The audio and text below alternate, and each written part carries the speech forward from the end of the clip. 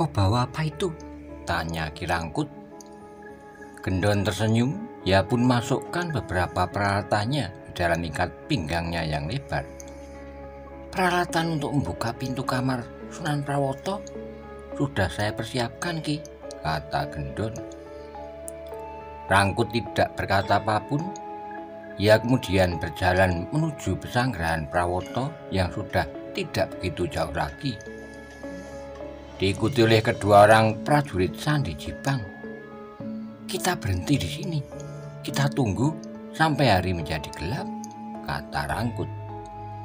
Kemudian mereka bertiga duduk di tempat yang agak terlindung, menunggu gelap malam yang sebentar lagi akan menyelimuti pesanggrahan Prawoto. Saat itu langit terlihat gelap, bulan pun sama sekali tidak terlihat. Ketika tiga sosok tubuh berpakaian serba hitam mengendap-endap menuju pesanggrahan Prawoto, mereka segera mencari tempat yang terlindung, dan ketika dilihatnya sebuah tempat yang gelap, maka mereka kemudian berhenti di samping gerumbul pohon di dekat pagar pesanggrahan. Hati-hati, ada beberapa prajurit Wirotamtomo di sana, bisik Rangkut pada kedua orang prajurit Sandi Jipang sambil jari telunjuknya menunjuk ke arah pendopo. Kedua temannya menganggukkan kepalanya. Mereka pun melihat ada beberapa prajurit Wirotamtomo yang berada di pendopo. Kita tunggu di sini sampai nanti wayah sepi wong, kata Rangkut. Ya Ki, sahut Gendon. Dan beberapa saat kemudian ia pun menggeremang. Di sini nyamuknya banyak. Prajurit Sandi Jipang yang seorang lagi, Ranu, melihat ke arah Gendon yang menggeremang, tetapi ia tidak berkata apapun juga. Rangkut kemudian mengambil sebuah batu sebesar telur ayam yang terletak di dekat kakinya. Kemudian batu itu pun diberikan kepada Ranu. Bawalah Ranu, nanti batu ini ada gunanya, kata Rangkut.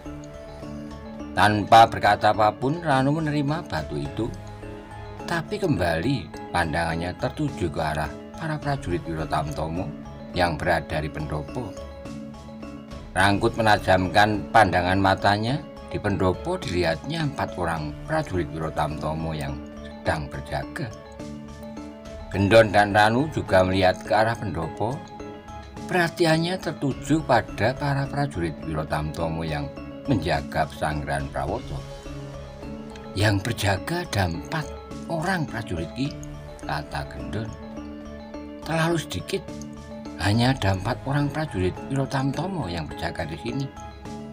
Pasti di halaman belakang masih ada beberapa orang prajurit Wirotamtomo lainnya, bisik Rangkut kepada kedua temannya. Gendon dan Ranu hanya mengangguk-anggukkan kepalanya. Beberapa saat mereka hanya berdiam diri. Sebentar lagi, kata Ranu. Ya, kita harus sabar.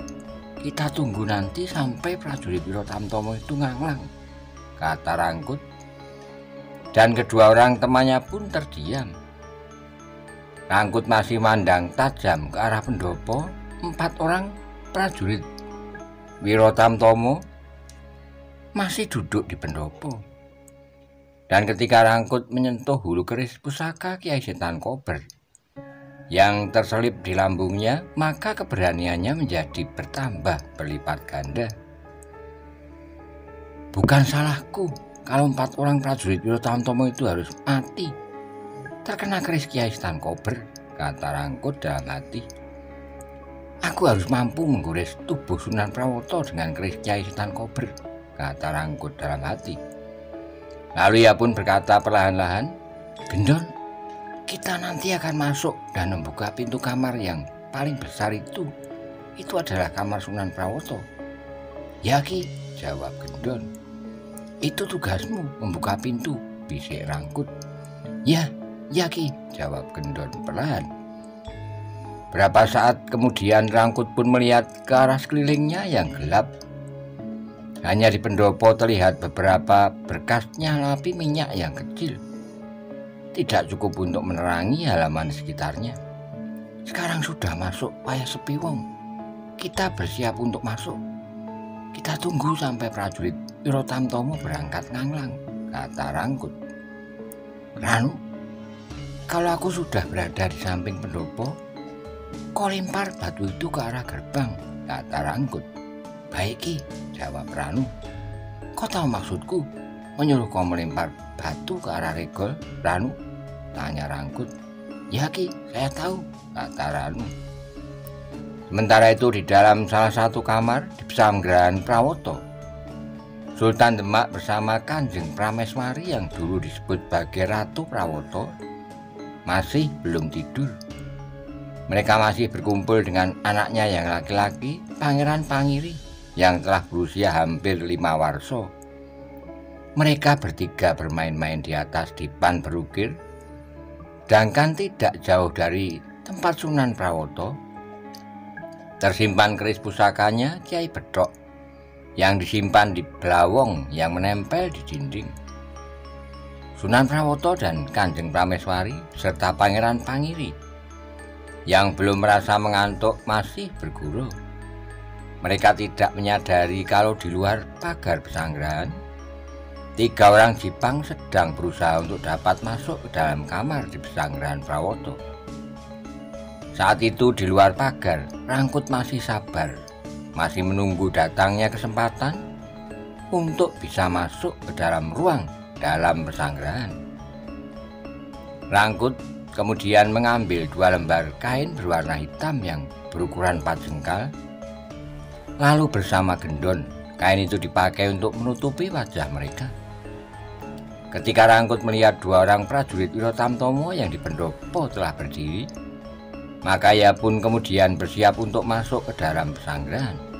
Gendon, kita bersiap masuk ke halaman. Kita harus bisa melompati pagar ini, kata Rangkut. Ya Ki, kata Gendon. Sambil menganggukkan kepalanya, Ranu, kalau aku sudah berada dekat pintu, kau lempar batu itu ke arah pintu gerbang, perintah Rangkut. Baik Ki, kata Ranu sambil menimang-nimang batu pemberian Rangkut. 2 orang prajurit Wirotamtomo telah berjalan. Mereka berdua berjalan nganglang mengitari halaman pesanggerahan.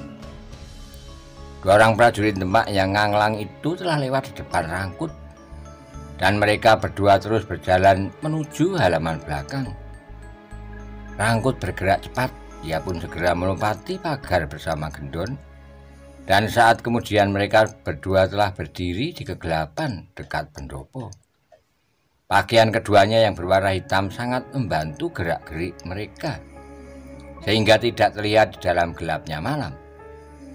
2 orang prajurit Wirotamtomo yang masih berjaga di pendopo terkejut ketika di dekat Regol terdengar suara kemerosak di atas gerumbul. Dan dengan sigap 2 orang prajurit turun dari pendopo, perhatiannya tertuju ke arah Regol. Dan waktu yang kejap itu telah digunakan oleh Rangkut dengan sebaik-baiknya. Selagi perhatian 2 orang prajurit tertuju ke arah Regol, dengan cepat kedua orang Jipang itu masuk ke ruang dalam. 2 orang prajurit Wirotamtomo yang menghadap ke arah Regol telah bersiaga. Keduanya telah mencabut pedang pendeknya. Kau pergilah ke sana. Lihat apa yang telah terjadi dekat Regol. Biar aku yang jaga di sini, kata salah seorang prajurit Wirotamtomo sambil menunjuk ke arah Regol. Baik Ki Lurah, kata prajurit yang berada di halaman. Prajurit itu pun kemudian berjalan dan memeriksa di sekitar pintu Regol. Mencari ke sana kemari, pedang pendeknya telah digenggam erat. Ia bersiaga penuh menghadapi penyerang yang berada di kegelapan. Sementara itu 2 orang prajurit Wirotamtomo yang sedang bertugas di ruang dalam, yang sedang duduk di samping pintu kamar Sunan Prawoto, terkejut ketika melihat 2 orang yang berpakaian serba hitam serta memakai tutup wajah dari secarik kain yang berwarna hitam tiba-tiba saja telah berada di hadapannya. Dengan cepat kedua prajurit itu melompat berdiri, tangannya pun bergerak akan mencabut pedang pendeknya. Tapi baru saja tangan kedua prajurit itu menyentuh hulu pedangnya, sebuah pukulan yang keras telah menghantam ulu hati prajurit yang seorang. Sedangkan yang seorang lagi terkena hantaman dadanya sehingga pandangan kedua prajurit itu menjadi gelap. Kedua tubuh prajurit itu pun terjungkal jatuh ke lantai, pingsan. Dan dengan cepat Rangkut dan Gendon menuju pintu kamar yang terbesar.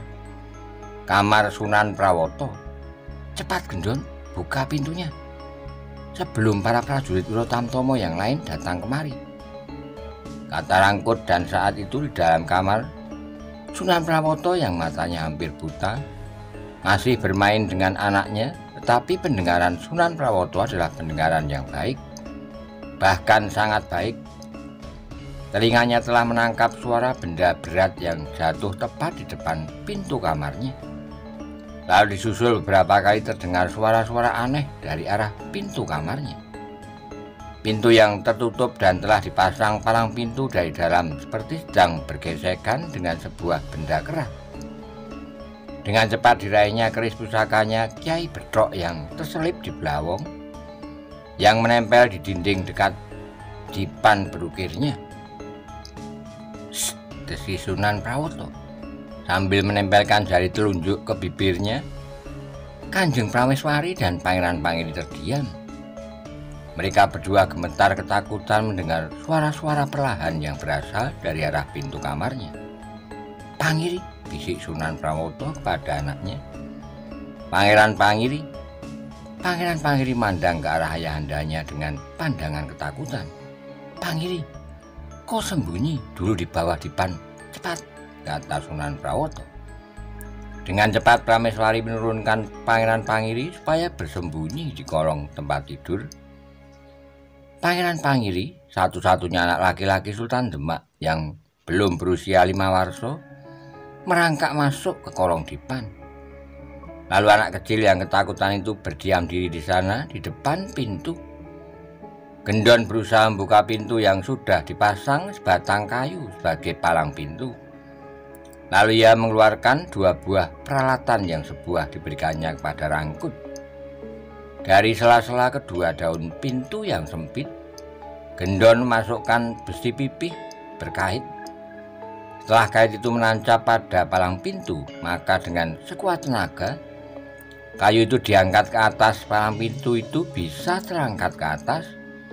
Lalu dengan besi pipih satunya lagi, Rangkut mendorong palang pintu itu ke dalam sehingga palang pintu itu pun lepas dari tempatnya. Dan tanpa disengaja palang pintu itu terlepas dari kaitannya, lalu jatuh ke bawah dengan mengeluarkan suara yang cukup keras. Akibatnya kedua daun pintu pun telah terbuka. Rangkut terkejut. Ia pun cepat mencabut keris Kiai Setan Kober. Lalu ia pun berkata, "Gendon, cepat kau lari keluar lewati halaman belakang sebelum para prajurit Wirotamtomo datang kemari. Nanti kita bertemu di hutan, di tempat kuda-kuda kita." Dengan cepat Gendon berlari menuju halaman belakang, sedangkan Rangkut segera masuk ke dalam kamar sambil membawa keris terhunus. Di halaman belakang hati Gendon berdebar keras. Dilihatnya 4 orang prajurit Wirotamtomo berada di halaman belakang, ditambah 2 orang prajurit yang sedang nganglang. 6 orang, kata Gendon dalam hati. Dengan cepat Gendon menyelinap ke samping, dan sebelum para prajurit sadar apa yang terjadi, Gendon telah lari sekencang-kencangnya menerobos beberapa orang prajurit Wirotamtomo yang sedang berdiri di halaman belakang. Para prajurit itu terkejut. Mereka kehilangan waktu sekejap, dan ketika mereka sadar, orang yang berhasil menerobos mereka telah melompat dan sekarang telah berada di dekat pagar. Gendon melihat beberapa orang prajurit berlari mengejarnya, tetapi Gendon yang dulu adalah seorang pencuri ulung telah terbiasa dikejar orang. Bahkan ia pernah dikejar seluruh penduduk satu desa tanpa pernah tertangkap. Para prajurit yang mengejar hanya melihat orang yang berpakaian serba hitam itu melompat pagar dan hilang di kegelapan malam. Seorang prajurit yang mengejar juga telah menyusul melompat pagar, tapi sampai di luar ia tidak melihat apapun juga. Hanya suasana gelap yang terlihat menyelimuti daerah di sekitar Pesanggerahan Prawoto. "Siapa orang itu?"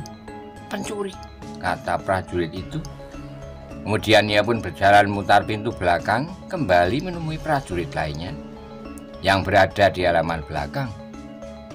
Di halaman, para prajurit mendengar pemimpinnya berkata, "Pukul kentongan, periksa semua kamar di ruang dalam, cepat," kata salah seorang prajurit. 4 orang prajurit segera naik ke dalam pesanggrahan, seorang menuju kentongan yang tergantung di sudut belakang. Sedangkan 3 orang lainnya berlari masuk ke ruang dalam. Sementara itu, setelah berhasil masuk ke dalam kamar, Rangkut melihat Kanjeng Prameswari yang ketakutan sedang memeluk Sunan Prawoto dari belakang. Prameswari menjerit tertahan ketika melihat seorang berpakaian serba hitam dan menutup wajahnya dengan setarik kain hitam menuju ke arahnya dengan membawa sebilah keris terhunus. "Siapa kau?" tanya Sunan Prawoto. Matanya yang hampir buta melihat sebuah bayangan hitam yang berjalan mendekatinya. "Sunan Prawoto, kau masih punya hutang nyawa kepada seseorang. Hari ini aku akan menagih kepadamu," kata Rangkut yang siap menggoreskan keris Kiai Setan Kober ke tubuh Sunan Prawoto. Sunan Prawoto terkejut. Seumur hidup ia hanya pernah membunuh seorang saja, yaitu Pangeran Sekar Sidolepen. Dan sekarang ada seorang yang akan menuntut balas atas kematian orang yang telah dibunuhnya. "Kau penangsang?" "Bukan, kau bukan penangsang. Suaramu bukan suara penangsang," kata Sunan Prawoto. "Sunan Prawoto, kau tidak perlu tahu siapa aku. Bersiaplah, aku akan membunuhmu," kata Rangkut sambil perlahan-lahan maju mendekati Sunan Prawoto. Ujung bilah keris Kiai Setan Kober telah bergetar siap membunuh lawan. "Baiklah, aku memang bersalah. Silakan kau bunuh aku.